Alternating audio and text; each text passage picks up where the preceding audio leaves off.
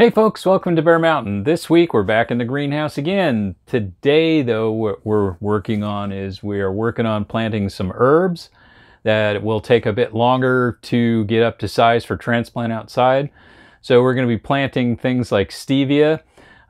We've raised a lot of stevia in the past and used the dried leaves for sweetening teas and things of that nature. And in our zone, it actually grows pretty well. We can get usually a good 18 to 24 inch plant in the term of one season. For us, typically, these small seedlings that will start up will take us probably until harvest time will be like early September before the days start really getting cool again. And the plant does really pretty well in our climate, just raising it outside.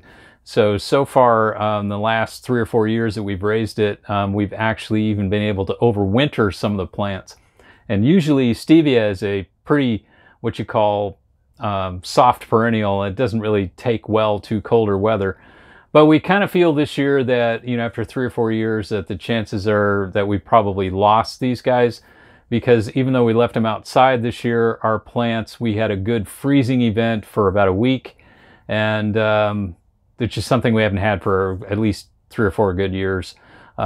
So we probably lost those guys. So we're gonna redo those guys.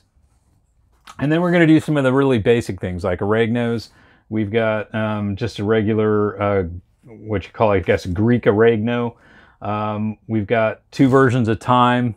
One like the winter thyme, which is a soft perennial too. It'll last maybe 3 or 4 years before it gets too woody to be used. We're going to raise some cilantro this year because we're thinking with the tomatoes we're going to be doing some like salsas and things like that. Now, Denise isn't really too hot on it, but a little bit of flavoring with that would be good. I'm going to try some lemongrass. We never started it from seed, so we're going to give that a shot.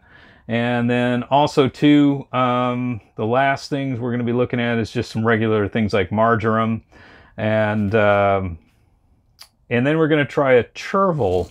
Now, a lot of folks have been raised that for like as part of a salad green mix. And so we thought we would try that out and see how that, we've got 2 varieties of it. I'm not sure, I've never raised it before, so I'm not sure, exactly. We've got a fine curled leaf one and then one called Vertismo. So those things, those are kind of be the herbs. And then it's also time for us to start our peas, our snow peas and our regular shelling peas. So get these guys germinated and then get them planted out where we can, we're thinking about putting them in a tunnel this year to see if we can get them to produce for us a little sooner than normal. And then it's also time for us to start some stuff for the outside garden, like cabbages and broccoli and cauliflower. So we got a pretty good mix of things that we're going to be doing. What we're going to do for the herbs and for starting like the brassicas is we're going to be using this slotted tray, and I'm not going to be using the whole thing. I'm going to be using this to get them germinated, and then we can transplant them into a 6-pack. Because I want to be certain that I want to be certain that I get, particularly with the herbs, that I don't waste a 6-pack, because I'm not really sure how good my germination rates are going to be. Most of these herb seeds are very small, so they're going to be like almost like a surface seeding in terms of in this tray, and then we'll cover them with vermiculite like we've done the other stuff. The brassicas will plant about 1/4 to 1/2 inch deep in the tray, and we can transplant these guys out, kind of prick them out and put them into 6-packs to grow on before transplant. So it'll be a little bit of an extra step here, but I think with the smaller seeded stuff, our concern is that we get it situated in such that we can like pull these guys out when they get up to their first set of leaves, and we can get them transplanted into something bigger. So that's kind of where we're at for this week. And the peas, we're going to sow those guys directly into 6-packs. I'm going to be doing 2 of my 72 cell. So these are like 12 6-packs. And each one of these will be like, one will be snow peas and one will be shelling peas. And we'll probably do a second planting of the shelling peas just to kind of continue us on a little forward. So that second planting would be for the garden and not for the tunnels. And that way we'll maybe be able to keep like pea harvest going into June and July. We've kind of had that in the past when they're planted outside. They're also really good deer snacks, so we kind of want to be, at least with the ones that we want to get enough of for fresh eating, and maybe a little bit on the freezing side, because nobody likes canned peas, right? Freezing side for future use, and thinking the tunnel is a little more protected, and we can probably get a good harvest out of there. So just kind of want to show you what we're going to do here. The onions look really good. As you can see from the clip that we're showing here, we got them off the heat mat. They're growing on cool now. And we've had really good germination. Even the shallots look pretty good. So those guys are doing great. And then if you look over in the other picture here I'm showing over here, we've got the spinach is up. Really good germination on the spinach. Bunching onions are starting to come up. Celery takes a little bit longer. Personally, we've seen it takes 10 days, maybe 14 days for celery to get germinated. I started getting germination on the lettuce, but we've moved the spinach and the lettuce over to the heat mat and set it down to 68 degrees. And that way it's still kind of on the cooler side for the lettuce, but I wanted to give them a little bit of supplemental heat because our nighttime temperatures, even though we're not down in freezing, we're still kind of in that zone of where it's, the low 40s, high 30s at night. And the greenhouse, I don't really want to run supplemental heat in here too much. So I'm just kind of giving them a little bit of bottom heat to finish and getting them germinated up. Now, as we talked about in the last week, as we see how many come up on the lettuce, in particular in the cells, is because we multi-sowed those. So we will probably prick some of those out. And so we'll get a bigger planting of than just what we have. So we end up doing more 6-packs of that if we need to.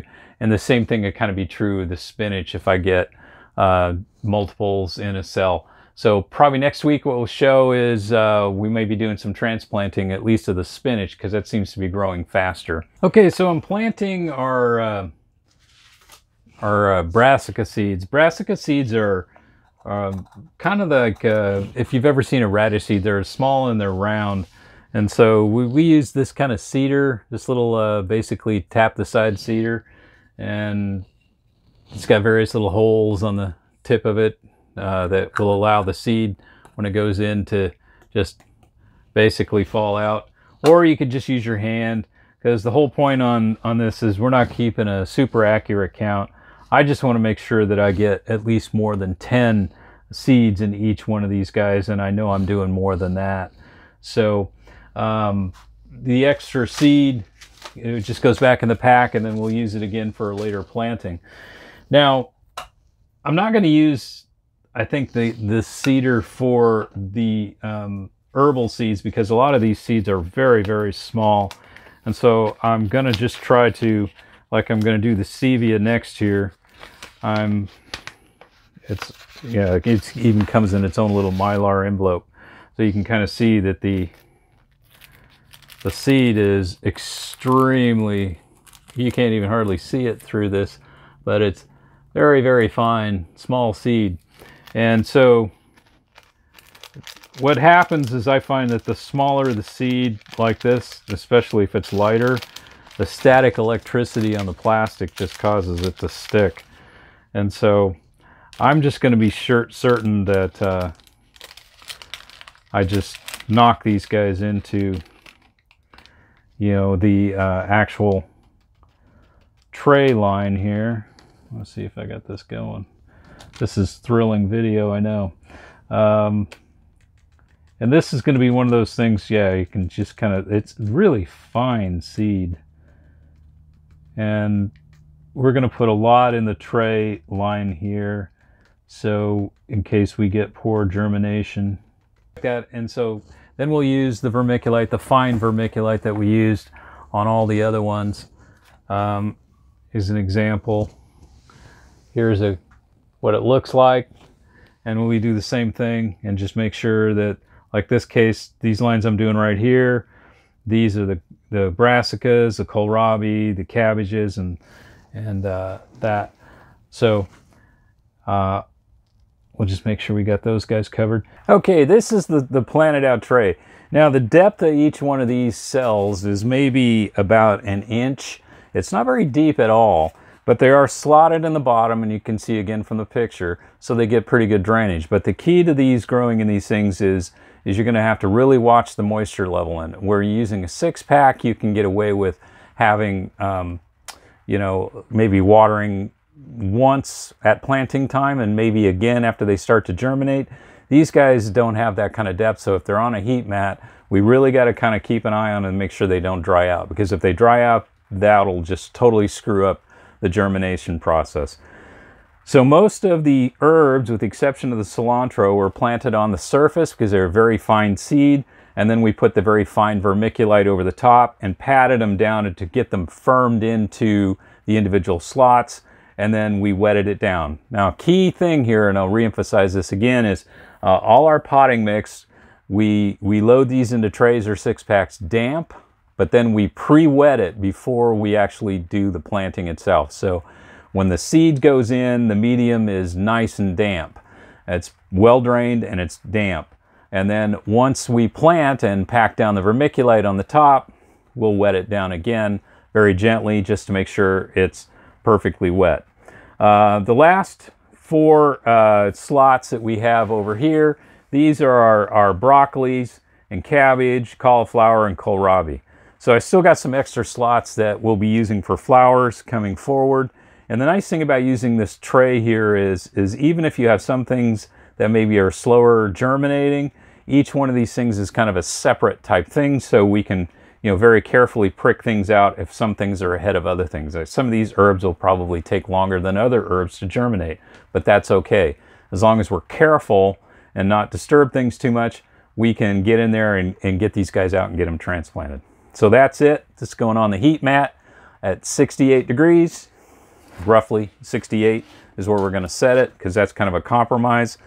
Should be warm enough to get these guys going, and then we'll put a humidity dome over the top, and that's it. Okay, so the last thing I'm going to plant today are the snow peas and our regular shelling peas.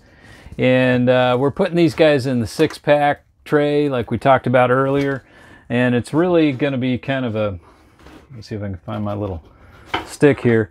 I want to get these guys into the soil probably about like that deep, from the tip of that to that, because the pea seed itself is about like that, so that'll leave about ½ inch or so above the pea seed itself. So I'm going to use this dibble just to kind of, I'm just going to go into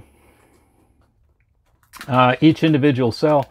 If you can kind of see how deep the cells are, and I'm going to try to get into about that deep, and that just gives me enough room to just put 1 seed in each cell. I feel pretty good about the germination rate on these guys, so I'm not going to multi-seed these guys, and it's a pretty big seed to begin with, so I think that would be kind of difficult to do.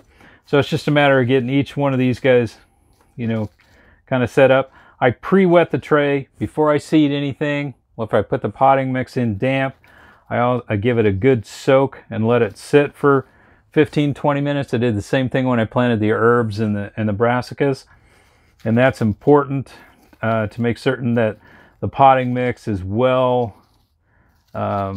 watered all the way through the entire cell, and that way, you know, there's more than enough moisture, you know, after a quick water once you plant it, just to kind of make certain that the potting mix is around the seed itself. I tend to actually not water again until I start seeing germination, or unless I see it on the heat mat and it looks like it's beginning to dry out, because the last thing you want to have happen is, if it looks like things are starting to dry out, is to have a problem with that. That could stop germination, particularly in small seeded stuff, real fast. You can end up with a failure on that. So the whole point on it is just kind of keep an eye on it, because again, you know, too much moisture is bad, but not enough will stop the whole process right away. So I'm going to do these for both the shelling and the snow pea. The snow pea variety we're raising this year. We used to do avalanche, but we're going to try a different one this year. It's called Oregon Giant. So we'll see how that comes out. It's supposed to be well suited for our area, the maritime climate, zone 8B. So we'll see how this goes. So it's not really, this one I'm going to use Bistro. And these seeds are actually, they're pretty good size. And so when you look at the, oh, I already planted one.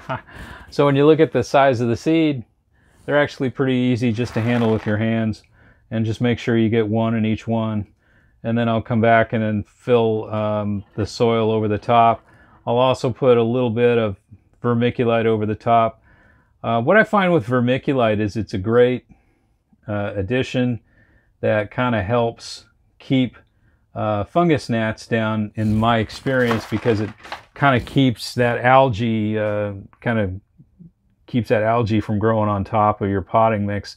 Sometimes you can get, particularly if you have to let something grow on longer, like the onions as an example, you can end up getting that kind of algae that could end up causing all kinds of problems.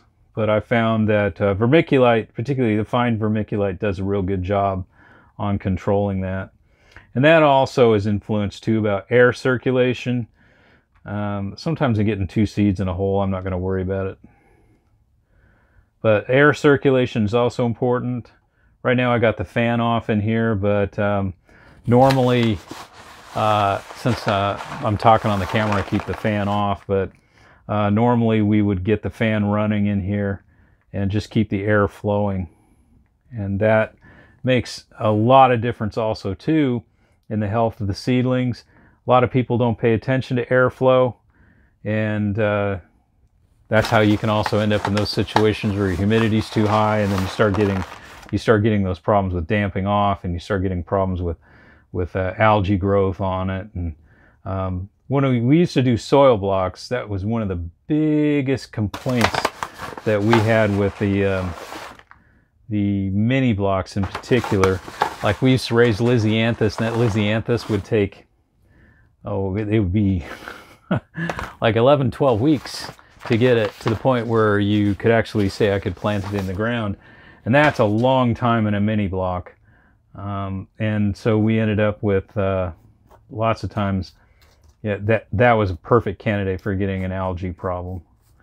And the other thing is we have found is that peat-based mixes must have a lot of spores in it or something from those types of things, because they seem to actually, we intend to get more problems with a heavy peat-based mix that doesn't have enough vermiculite or perlite in it to keep it, well aerated. So those are all the kinds of things, and that's part of the reason too I put extra not vermiculite, but extra perlite in the potting mix when I'm potting into these cells. Is I want to make sure I have good aeration, or pockets in the potting mix that don't go anaerobic or get packed down. And that again is another issue for delays and root problems, and you can get all kinds of things, poor germination. They all stem from a lot of the same things. So anyway, that's my lecture for today.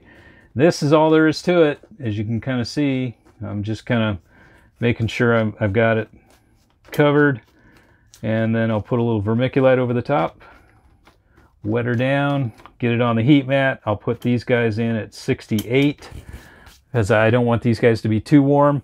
And again, as soon as we see germination, we're going to want to get these guys off the mat as quickly as possible, because peas in particular want to grow on and cool. So it's kind of the same philosophy with sweet peas. Once you get them germinated, you get them out in the cool, and I mean almost to the point where we're talking about normal, outside temperatures that aren't freezing. And sweet peas in particular, though, they can take a pretty cold, but they actually do better that way than if you leave them in a warm area too long. They're going to tend to get leggy, they might get aphids. And so for peas, we're going to want to move these guys out into a much cooler environment pretty fast. So just need to cover it up and water them, and that's it.